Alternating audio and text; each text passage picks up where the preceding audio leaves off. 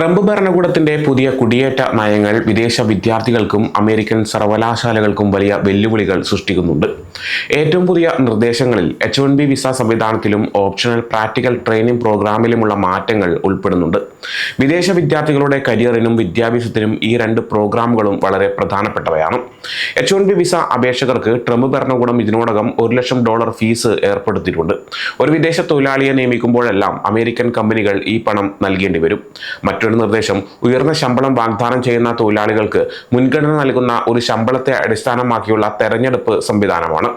ഈ രണ്ട് മാറ്റങ്ങളും കാരണം കഴിവുള്ള വിദേശ തൊഴിലാളികളെ നിയമിക്കുന്നത് അമേരിക്കൻ കമ്പനികൾക്ക് താങ്ങാൻ കഴിയാത്ത അവസ്ഥ വരും. കമ്പനികൾക്ക് ഇപ്പോൾ രണ്ട് വഴികളേ ഉള്ളൂ. ഒന്നുകിൽ അന്താരാഷ്ട്ര പ്രതിഭകളെ ആകർഷിക്കാൻ ഉയർന്ന ശമ്പളം നൽകുക, അല്ലെങ്കിൽ അമേരിക്കൻ തൊഴിലാളികളെ മാത്രം നിയമിക്കുന്നതിൽ ശ്രദ്ധ കേന്ദ്രീകരിക്കുക.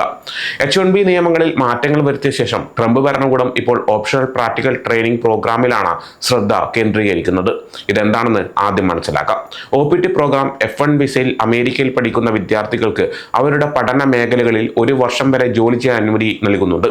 എന്നാൽ സയൻസ്, ടെക്നോളജി, എഞ്ചിനീയറിംഗ്, മാത്തമാറ്റിക്സ് എന്നീ മേഖലകളിലെ വിദ്യാർത്ഥികൾക്ക് 2 വർഷത്തെ അധിക വിപുലീകരണത്തിന് അപേക്ഷിക്കാം.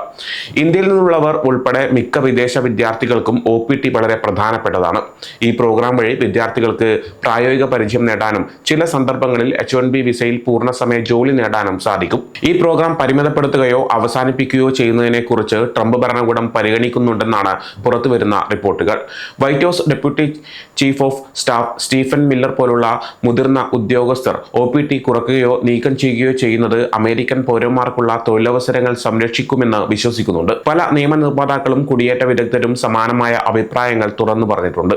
സെന്റർ ഫോർ ഇമിഗ്രേഷൻ സ്റ്റഡീസിലെ policy studies director Jessica Vaughan വാദിക്കുന്നത് OPT പ്രോഗ്രാം കർശനമാക്കുകയോ നിർത്തലാക്കുകയോ ചെയ്യണമെന്നാണ്.